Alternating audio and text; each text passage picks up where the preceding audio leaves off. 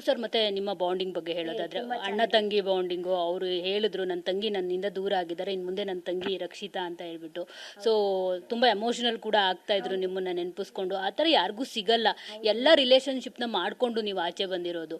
So ಏನು ಹೇಳ್ತೀರಿ? ತುಂಬ ಖುಷಿ ಪಡ್ತೀನಿ, ಯಾಕೆಂದರೆ ನನ್ನ ಹಾಗೆ ದೊಡ್ಡಪ್ಪ ಚಿಕ್ಕಮ್ಮ ಹಾಗೆ ದೂರ ಹೀಗೆ ಒಂದು ಅಣ್ಣ ಅವರು ಇದ್ದಾರೆ. ಬಟ್ ನಾನು ಇಷ್ಟು ಕ್ಲೋಸ್ ಯಾರ ಜೊತೆಗೆ ನಾನು ಆಗಲಿಲ್ಲ.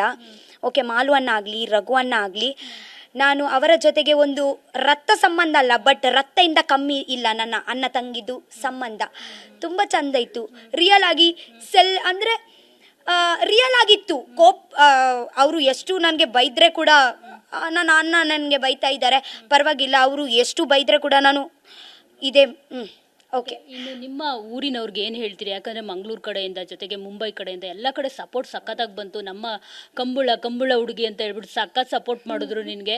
ಸೊ ಇವತ್ತು ನೀವು ರನ್ನರ್ ಅಪ್ ಆಗಿದ್ದೀರಾ ಅಂತ ಅಂದರೆ ಅದಕ್ಕೆ ಇಡೀ ಕರ್ನಾಟಕದ ಜನತೆ ಜೊತೆಗೆ ನಿಮ್ಮೂರಿನ ಜನತೆ ಕಾರಣ.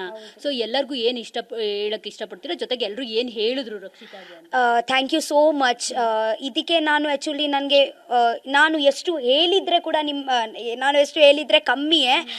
ಓಕೆ, ಅಲ್ಲಿ ತನಕ ತಂದು ನಿಲ್ಲಿಸಿದ್ದೀರಲ್ವ, ಅದೇ ನನ್ನ ರಿಸಲ್ಟ್. ಎಷ್ಟು ಪ್ರೀತಿ ಮಾಡ್ತೀರಾ ಅಂತ ನನಗೆ ಗೊತ್ತಾಯಿತು. ಅಂದರೆ ಒಂದೇ ಕಡೆಯಿಂದ ಅಲ್ಲ, ಎಲ್ಲಾಗಲಿ ಮುಂಬೈಯಲ್ಲಿ ನಮ್ಮ ಊರವರು ಎಲ್ಲ ಇದ್ದಾರೆ, ಕರ್ನಾಟಕ ಜನರು ಇದ್ದಾರೆ, ಔಟ್ ಆಫ್ ಇಂಡಿಯಾದಲ್ಲಿ ಎಷ್ಟು ಕರ್ನಾಟಕ ಜನರು ಇದ್ದಾರೆ, ಊರಲ್ಲಿ ಎಷ್ಟು ಇದ್ದಾರೆ. ಸೊ ಎಲ್ಲರದ್ದು ಸಪೋರ್ಟ್ ಬನ್ನಿ, ನನಗೆ ರಿಸಲ್ಟ್ ಸಿಕ್ತು. ಓಕೆ, ಅದನ್ನು ನೀನು ರಕ್ಷಿತಾಗೆ ಸುದೀಪ್ ಸರ್ ಏನು ಹೇಳಿದ್ರು ಅಂತ ಹೇಳ್ಬಿಟ್ಟು? ಸುದೀಪ್ ಸರ್ ಹೇಳಿದರು ಒಳ್ಳೇದಾಗಲಿ. ಮತ್ತೊಂದು ಹೇಳ್ತೀನಿ, ನಾನು ಒಂದು ಮಾತಾಡಿದರು ಅವರ ಜೊತೆಗೆ. ಅಂದರೆ ಇವತ್ತೇ ನಾವು ಎಂತ ತಪ್ಪು ಮಾಡ್ತೀವಿ, ತಿರ್ಗ್ಲಿಕ್ಕೆ ನೀವು ಬರ್ತೀರಾ, 15 ವಾರ ಬಂದ್ರೆ ನೀವು.